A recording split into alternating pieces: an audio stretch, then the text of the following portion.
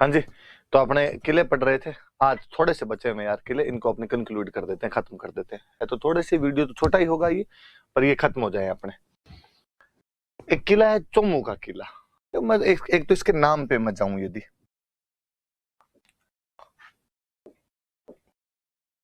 इसका ऐसा नाम क्यों है, तो इस किले के 4 दरवाजे थे, 4 मुंह का किला था, इसलिए चौमुहागढ़ कहते थे। और चौमुहागढ़ चौमुहागढ़ करते करते हमने धीरे धीरे इसका नाम क्या कर दिया, चोमू कर दिया।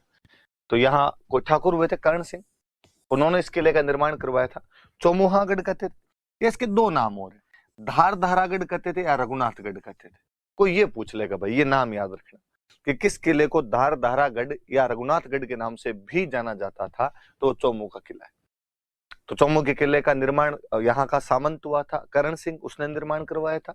4 दरवाजे होने की वजह से इसको चौमुहागढ़ कहते हैं, या इसके 2 अन्य नाम और है, इसको धार धारागढ़ भी कहते हैं या इसको रघुनाथगढ़ भी कहा जाता है। यहाँ पर एक गेस्ट हाउस बना हुआ, उस गेस्ट हाउस का नाम है हवा मंदिर। इंग्लिश में टेंपल गलत लिख दिया, टेंपल नहीं होना चाहिए, मंदिर ही लिखना। हवा मंदिर वास्तव में तो गेस्ट हाउस है, अतिथि भवन बना हुआ है एक, और हवा आती रहती चारों तरफ से, तो नाम क्या पड़ गया, हवा मंदिर। आप फिर याद करना, मैंने बताया कि ये जयपुर साइड की विशेषता थी कि यहाँ पर जो महल हुआ करते थे, उन महलों को मंदिर कह दिया करते थे। याद कीजिए आप कि आमेर के अंदर आपके सुख मंदिर, हवा मंदिर और यश मंदिर बने हुए हैं। याद कीजिए कि हवा महल की 5 मंजिलों के नाम शरद मंदिर, रतन मंदिर, विचित्र मंदिर, प्रकाश मंदिर और हवा मंदिर। और शरद मंदिर पर ही एक पोर्शन और है जिसको हम प्रताप मंदिर कहते हैं। एग्जैक्टली कुछ ऐसा ही यहाँ पर भी जो बने हुए हैं उनको आपने क्या कहा जाता है, तो इनको आपने ये हवा मंदिर बना हुआ है यहाँ पे। तो हवा मंदिर क्या है वास्तव में, यहाँ पे तो एक गेस्ट हाउस है, हवा मंदिर वो बना हुआ है। चौमू किले के बारे में 2-4 ही बात है, कोई बातें भी नहीं है ज्यादा, आगे पढ़ लेते हैं। ये देख लेना भैया, मांडलगढ़ तो कल हो गया था अपने ना, मांडलगढ़ तो कल मैंने पढ़ाई दिया था, वापस लिखा हुआ देख लेना। भीलवाड़ा के अंदर है, और चांदना गुर्जर ने मांडिया भील की याद में किले का निर्माण करवाया था। हल्दी घाटी उससे पहले मान सिंह इस किले में रुका था। मंडल आकृति में बना हुआ है। उंडेश्वर महादेव का मंदिर है, शीतला माता का मंदिर है, सागर सागरी जलाशय। ये बात मैं बताता ही हूँ आपको, कल भी मैंने बताई थी कि मांडलगढ़ में सांगा की छतरी है, किले में नहीं, किले से बाहर है। कोई बात नहीं, दोबारा आ गया है किला। मांडलगढ़ का किला देख लेना भैया। शेरगढ़ किला 12, ये देखना आप, परवन नदी के किनारे बना हुआ। एक तो इस नदी का नाम याद रखना, कोई पूछ ले कि भाई शेरगढ़ का किला जो 12 है वो कौन सी नदी किनारे, तो परवन नदी किनारे कोसवर्धनगढ़ कहा जाता है। कहते हैं कि कोसवर्धन नाम की पहाड़ी थी यहाँ पे, उस पहाड़ी पर बना हुआ था, इसलिए नाम कोसवर्धनगढ़ है। जिस प्रकार राजस्थान में तारागढ़ 2 है, एक तारागढ़ का किला अजमेर में है और एक तारागढ़ का किला बूंदी में है, उसी प्रकार शेरगढ़ भी 2 है। एक शेरगढ़ का किला 12 में है और एक शेरगढ़ का किला धौलपुर में है। तो धौलपुर वाला किला बहुत पुराना किला है, कुषाण कालीन किला है। आप देख लो, मौर्योत्तर काल जब मैंने पढ़ाया था तो शकों और कुषाणों के बारे में मैंने बताया था। हम पढ़ते हैं कि हनुमानगढ़ में एक जगह पड़ती है रंग महल, जहां से गुरु शिष्य की मूर्ति मिली है, डॉक्टर हन्ना रीड ने उत्खनन किया था, वो कुषाण कालीन मूर्ति। तो कब देख लो कुषाणों का पीरियड कब रहा होगा, उस टाइम का बना हुआ किला है। और कहते तब किसी मालदेव नाम के सामंत ने निर्माण करवाया था। मैं फिर आपका ध्यान इधर आकर्षित करना चाहूंगा कि आप इस मालदेव को अपने जोधपुर वाला मालदेव ना समझें। उस टाइम कोई मालदेव नाम का सामंत रहा होगा कुषाणों के टाइम में, उसने ये शेरगढ़ वाला किला यहाँ पर बनवाया था। कहते शेरशाह सूरी ने इसका नाम बदलकर शेरगढ़ कर दिया था। शेरशाह सूरी ने कोई अटैक किया, यहाँ पे कब्जा किया, और कब्जा करके इसका नाम क्या कर दिया था, शेरगढ़ नाम कर दिया था इसका। सैयद हुसैन की दरगाह है, आपको वापस एक साथ सारी दरगाहें याद कर लेनी चाहिए। जब हम पढ़ते हैं कि गागरोन के किले में संत हमीदुद्दीन की दरगाह है, रणथंभौर के किले में पीर सदरुद्दीन की दरगाह है, जोधपुर के किले में भूरे खान की मजार है, तारागढ़ अजमेर वाले के अंदर मीरान साहब की दरगाह है, जालोर वाले किले के अंदर मलिक शाह की दरगाह है। एग्जैक्टली कुछ ऐसा ही धौलपुर के किले में सैयद हुसैन की दरगाह है। इसमें एक तोप है जिसका नाम है हुनहुंकार। आप वापस तोपें याद करेंगे तो जोधपुर के किले के अंदर आपके किलकिला, भवानी, शंभू बाण, गजनी खां, नुसरत, गज्जक और गुब्बारा। जयगढ़ आमेर में हम पढ़ रहे थे कि यहाँ पे जयबाण तोप थी। हम बूंदी में पढ़ रहे थे कि वहां पे गर्भ गुंजन तोप थी। हम पढ़ रहे थे कि कड़क बिजली और धूल धानी यहाँ से भीम सिंह उठा के ले गया था।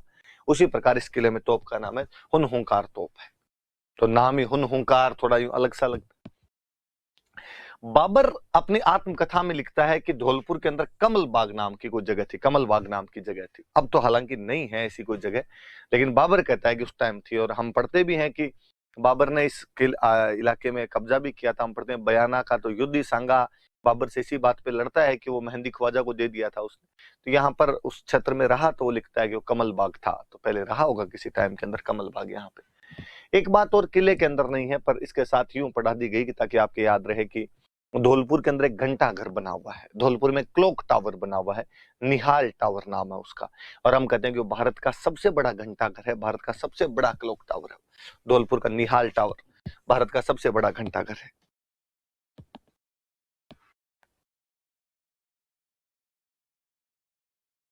शेरगढ़ है ना।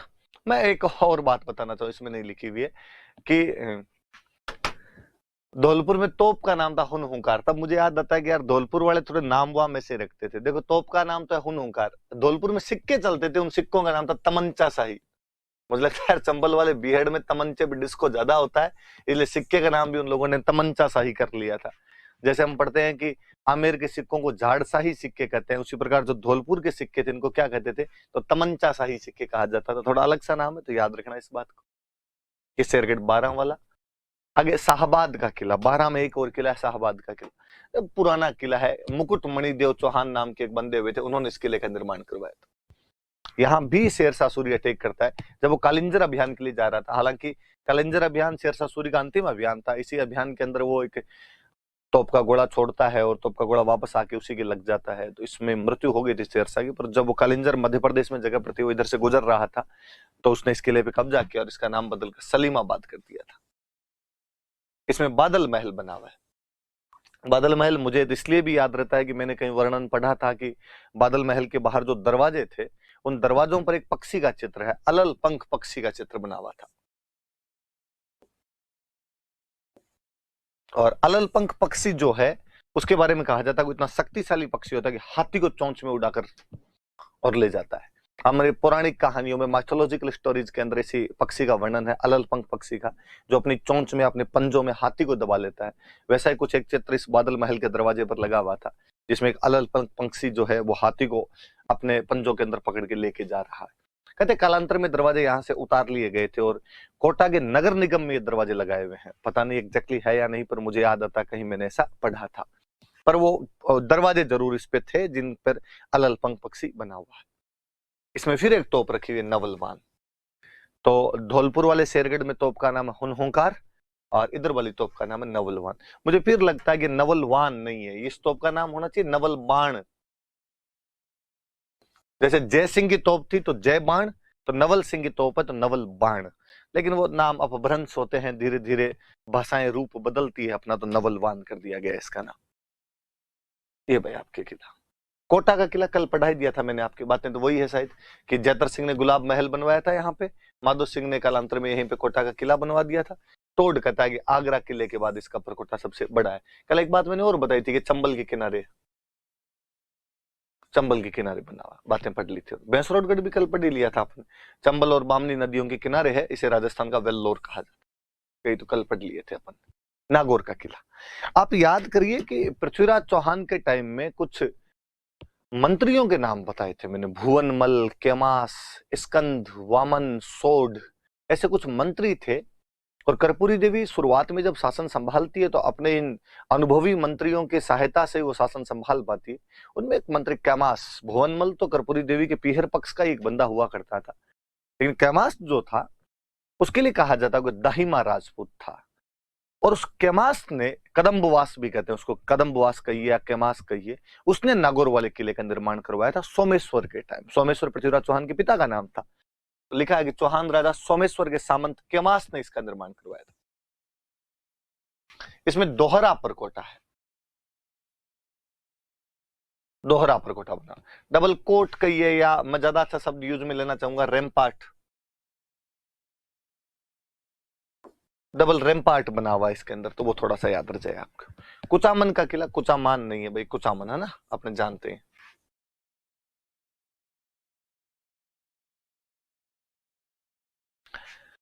कहा जाता है कि किले या तो बनवाए सामंतों ने या बनवाए राजा ने।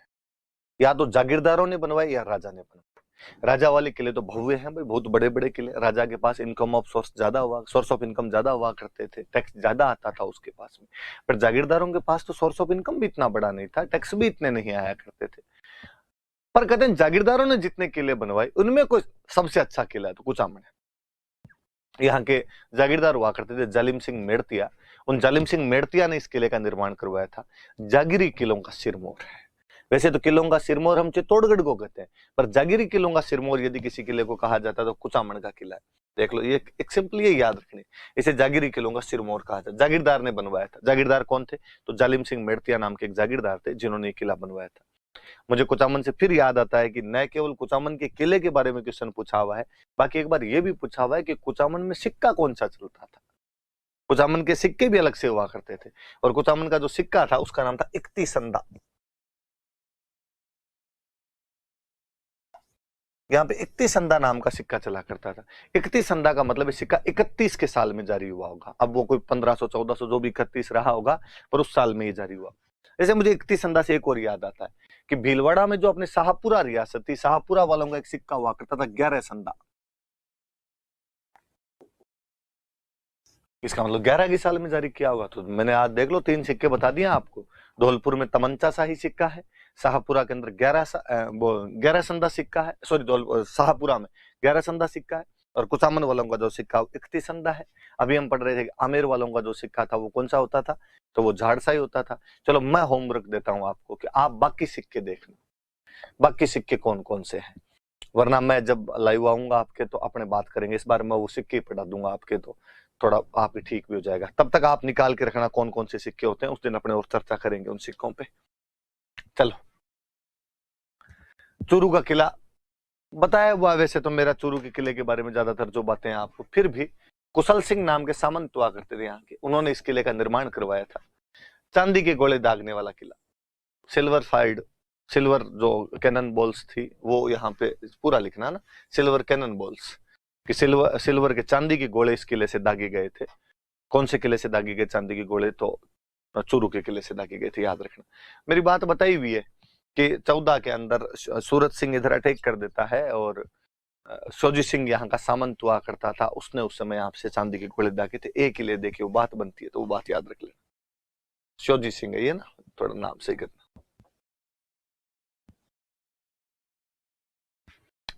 कहते अंग्रेज साथ में आए थे इस युद्ध में सूरत सिंह के, तो किसी कवि ने दोहा कहा कि बिको फिको पड़ गए और बन गोरा हम गिर, चांदी गोला चालिया आ चूरू रुई तासीर। कि बिक्का का वो वंशज फीका पड़ गया था गोरों का साथ लेके, कि गोरे साथ में थे फिर भी उस दिन फीका था, क्योंकि चूरू के किले से उस दिन क्या चला दिए गए थे? तो चांदी के गोले चला दिए गए थे। चूरू फोर्ट, फतेहपुर का किला। मैंने बीच में जब गोगाजी महाराज पढ़ाए थे तब मैंने बात बताई थी कि गोगाजी के वंशज हुआ करते थे करम सिंह जी, जो इस्लाम स्वीकार कर लेते हैं। कायम खानी मुसलमानों की एक पूरी ब्रांच चली उनके नाम से। वो जो कायम खानी मुस्लिम है उनका एक ठिकाना हुआ करता था अपने फतेहपुर, और फतेहपुर में फतेह खान साहब नवाब हुए यहाँ के।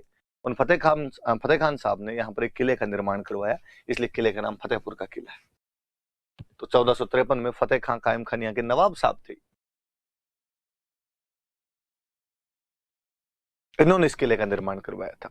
एक महल बना हुआ है, तेलिन का महल बना हुआ है यहाँ पे। एक दरगाह बनी हुई है, पीर निजामुद्दीन की दरगाह है, थोड़ी सी याद रखना। मैं जब भी फतेहपुर के पीर बाबा के बारे में सुनता हूं तो मुझे बॉलीवुड की एक मूवी याद आती है। आपको भी टाइम मिले तो देखना कभी।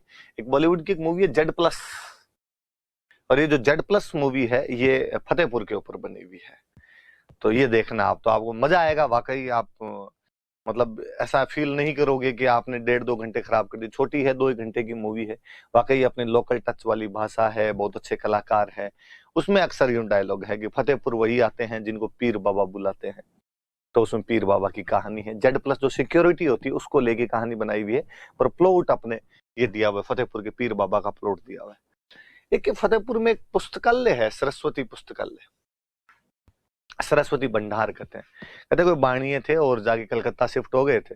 उनका कोई बेटा था, उसने अपने पिता से कहा कि प्रॉपर्टी का हिस्सा दो। बाणीय ने देखा यार दुकान खोलेगा, लेकिन उस बाणीय के बेटे ने यहाँ पर आके सरस्वती पुस्तकालय नाम से लाइब्रेरी बनवा दी थी। ये सरस्वती पुस्तकालय 2 है, एक अपने उदयपुर में भी ऐसा सरस्वती पुस्तकालय है, एक ये इधर भी बना हुआ है। किले के अंदर नहीं, किले से बाहर है। मैं इसलिए कई बार लिखवा देता हूँ कि यार बच्चों की इस बहाने याद रह जाए, वरना अलग अलग छिटपुट जानकारियां कहाँ कहाँ अलग अलग लिखवाते फिरेंगे अपने। तो ये थोड़ा आप भी याद रख लेना इस बहाने। सज्जनगढ़ का किला, नाम से पता चलता है कि सज्जन सिंह ने बनवाया इस किले का निर्माण। सज्जन सिंह मेवाड़ के एक महाराणा हुए थे। जहां तक मुझे याद आता है, आपने पढ़ा होगा कि इन्होंने एक समाचार पत्र निकाला था, सज्जन कीर्ति सुधाकर, जो मेवाड़ का प्रथम प्रशासनिक समाचार पत्र हुआ करता था। आपके और याद आएगा कि दयानंद सरस्वती जी ने जब परोपकारिणी सभा की स्थापना की थी, तो उसके जो अध्यक्ष थे वो सज्जन सिंह जी बनाए गए थे। आपको और याद आना चाहिए कि सज्जन सिंह जी ने देश हितैषणी सभा की स्थापना की थी 2 जुलाई 1877 को, जो किसी भी रियासत में समाज सुधार का पहला प्रयास हुआ करता था। उन्हीं महाराणा सज्जन सिंह जी ने यहाँ पर सज्जनगढ़ किले का निर्माण करवाया था। इसे मेवाड़ का मुकुटमणि कहते हैं। इसे मेवाड़ का मुकुट उदयपुर में ऊंची सी एक जगह पर बना हुआ है, मेवाड़ का मुकुट है। सज्जनगढ़ अभ्यारण्य पड़ता है। मानसून पैलेस भी कहा जाता है इस किले को। मैं एक और नाम बताना चाहूंगा, इसको वाणी विलास पैलेस भी कहते हैं।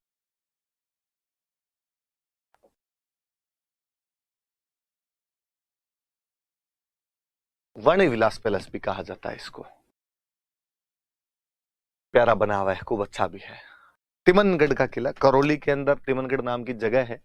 आपको याद आएगा कि हमने पढ़ा था कि करौली में तिमनपाल नाम का राजा हुआ था, जिसने यहाँ पर तिमनगढ़ को अपनी राजधानी बनाया था। तो उस तिमनपाल ने यहाँ पर जो किला बनाया, उस किले का नाम तिमनगढ़ हो गया। करौली जिले के अंदर स्थित है।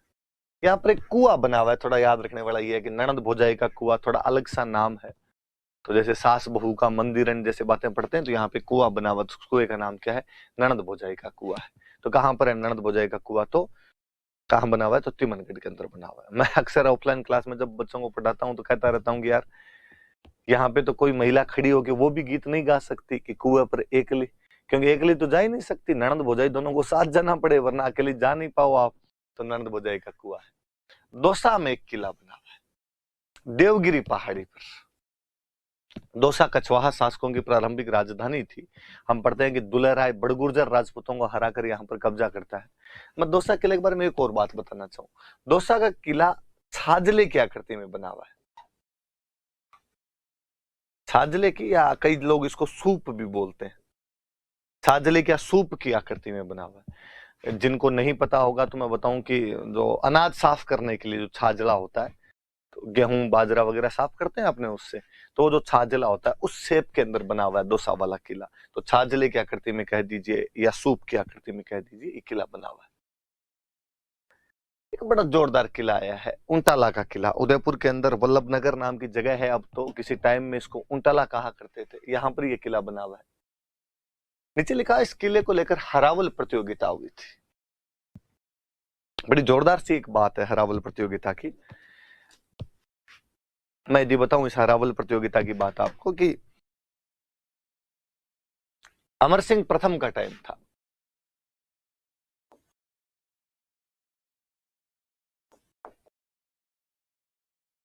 अमर सिंह फर्स्ट मेवाड़ महाराणा हुआ करते थे, और उन अमर सिंह फर्स्ट के टाइम में जहांगीर ने इस किले पर कब्जा कर रखा था।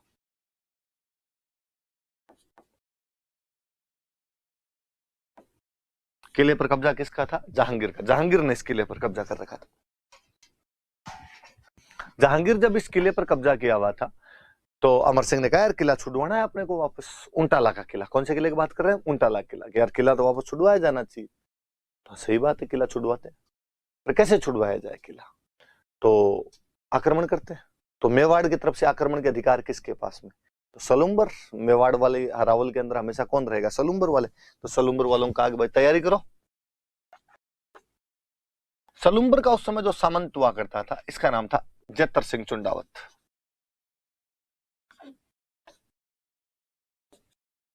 जतर सिंह चुंडावत कहा भाई जतर सिंह जी हरावल के अंदर आप रहेंगे, जाइए और जाके युद्ध कीजिए और उंटाला का किला छुड़वाइए। चुंडा के जो वंशज हुए वो चुंडावत हुए। सलुम्बर वालों को मेवाड़ के हरावल में रहने का अधिकार मिला हुआ था। महाराणा प्रताप के एक भाई थे शक्ति सिंह। उन शक्ति सिंह के जो वंशज हुए उनको सक्तावत कहा गया। उन सक्तावतों का एक नेता वहां पर बैठा हुआ था जिसका नाम था बल्लू।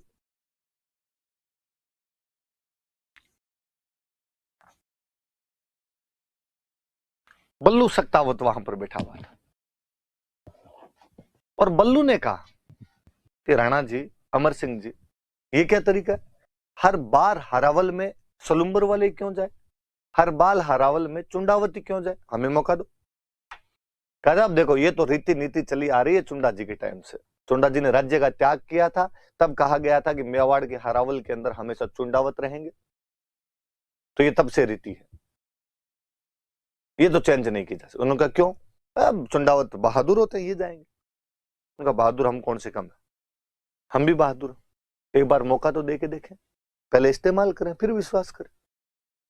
अमर सिंह के सामने दिक्कत, उसकी दो सेना की टुकड़ियां आपस के अंदर विवाद कर रही है कि पहले मरने के लिए कौन जाना चाहता है। आप देखिए अद्भुत चीज कि ये सौभाग्य किसको प्राप्त हो कि देश, राष्ट्र या राज्य के लिए पहले कौन मरेगा।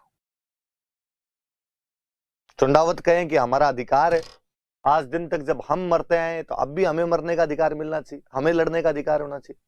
सक्तावत कहें कि हम कौन से बहादुर कम है, हमें मौका दो, हम बता देंगे कि हम भी वैसे ही बहादुरी से लड़ते हैं।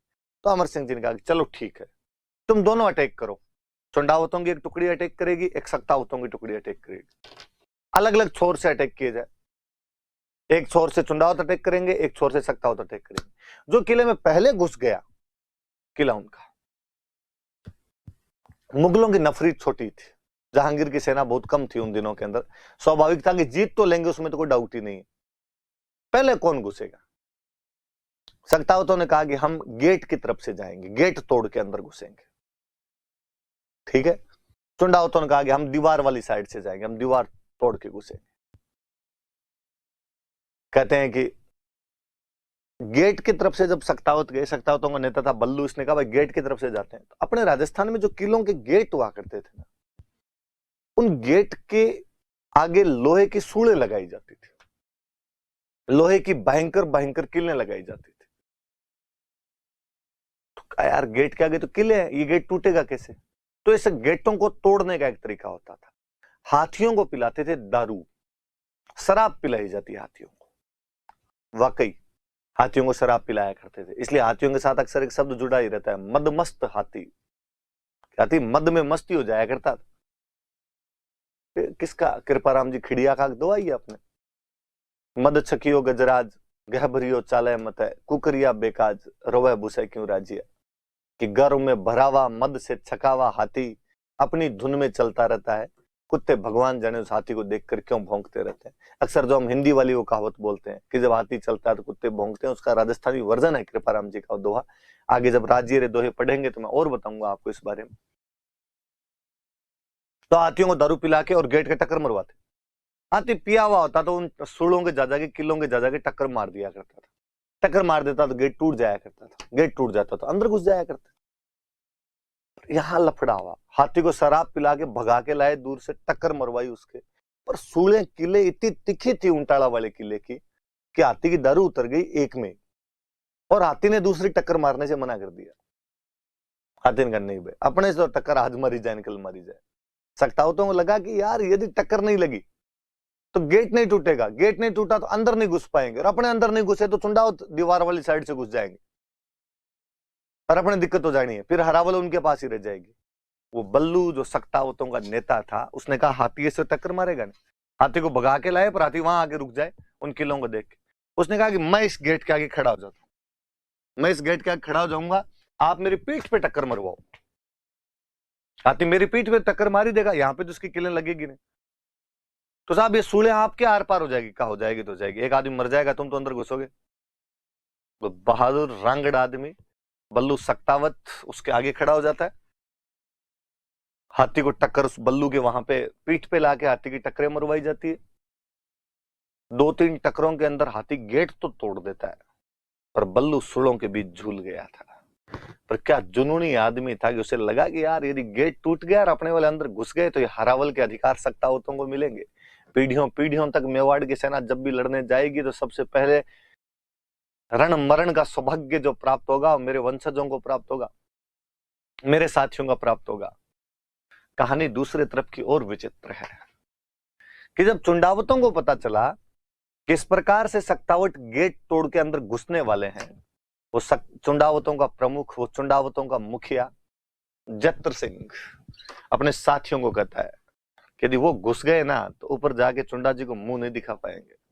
क्या कहेंगे चुंडा जी को ऊपर जाके कि यार आपको जो हरावल का अधिकार मिला था, आपके वंशज इतने निर्बल निकले कि उनके हाथ से सक्तावतों ने ये चीज छीन ली, तो साहब क्या किया जाए, वो तो घुसने वाले हैं। उसने अपने साथी से कहा कि तू मेरा सिर काट के अंदर फेंक दे। पहले अंदर कौन जाना चाहिए, पहले मेरा सिर जाएगा अंदर, काट के अंदर फेंक दिया जाए, बाद में तुम घुस जाना। टूटने वाली है दीवार, बस अपने अंदर घुस ही जाएंगे सारे। अरे क्या पता इतने में हो सकता हो तो घुस जाएंगे। साथी ने जत्र सिंह का सिर काटा, सिर काट के उसके अंदर फेंक दिया किले के अंदर। कहते हैं पहले सक्तावत घुसे थे, गेट तोड़ के अंदर घुस जाते हैं और यस हम आ गए, हम जीत गए। जत्र सिंह चुंडावत की मुंडी मुंडी पड़ी थी, शायद उसकी आंखें यही कह रही होगी कि ध्यान किधर है, तेरा हीरो इधर है। चुंडावत एक बार फिर किले के अंदर पहले घुस चुके थे। नजर न पूगी उन जग्यान गोड़ो पड़ियो न आए, पावाशू पहली घणों ने सिर पड़ियो गड़ जाए। कि नजर न पूगी उन जगह, जहां तक अभी तक नजरें भी नहीं पहुंची थी, गोड़ो पड़ियो न आए, जहां तक अभी तक तोपों के गोले भी नहीं पहुंच पाए थे। पावाशू पहली घणों, पैरों से भी बहुत पहले, सिर पड़ियो गड़ जाए। उस योद्धा ने, उस बहादुर ने अपना सिर कटवा के गड्ढे के अंदर फेंक दिया था। ऐसे जुन्नी लोग थे तब तोड़ लिखता है। जब राजस्थान से ज्यादा बहादुर लोग नहीं देखे हैं। किन बातों के लिए, किन चीजों के लिए मरना कितना सरल कर दिया था उन लोगों ने। तब कहते हैं कि जब राजस्थान वो जगह है जिस धरती के लोगों ने रक्त को पानी से भी सस्ता करके रख दिया था। यहाँ पे खून की तो कोई कीमत ही नहीं थी। हर आदमी किसी बात के लिए कभी मरने के लिए, लड़ने के लिए तैयार हो जाया करता था। आपसे कोई पूछेगा कि वह किला कौन सा है जहां पर हरावल को लेकर लोग लड़ पड़े थे, वो ऊंटाला का किला है। वो हरावल की लड़ाई किन के बीच हुई थी, तो सक्तावतों के और चुंडावतों के बीच हुई थी। उन दोनों के प्रमुख कौन थे? तो चुंडावतों का वो प्रमुख था जत्र सिंह और सक्तावतों का प्रमुख था बल्लू। किसके समय हुआ था? तो महाराणा अमर सिंह प्रथम के समय की बात है।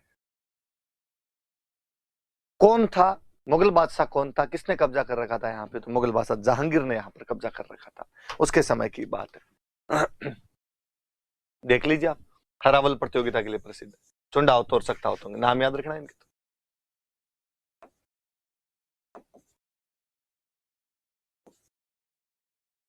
अमर सिंह ने जब इस घटना को सुना तो उसने कहा कि भले ही सक्तावत पहले पहुंच गए हों, लेकिन फिर भी चुंडावतों का ये योगदान भी कम कहां है कि जत्र सिंह खुद अपना सर कटवा के अंदर फेंक देता है। उस बल्लू और जत्र सिंह को याद किया जाता है इस घटना के लिए, पर हरावल उसके बाद भी चुंडावतों के पास रही थी। लिखा है मोहनगढ़ का किला जैसलमेर के अंदर, ये भारत का अंतिम किला था।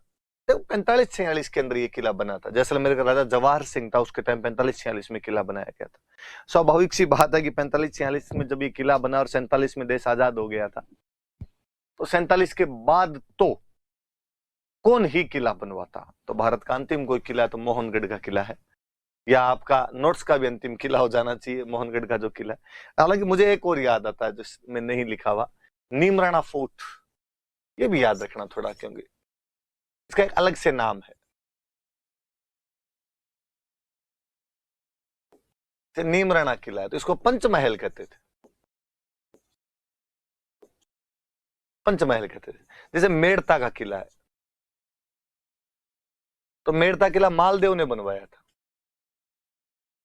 तो इसको मालकोट कहते थे।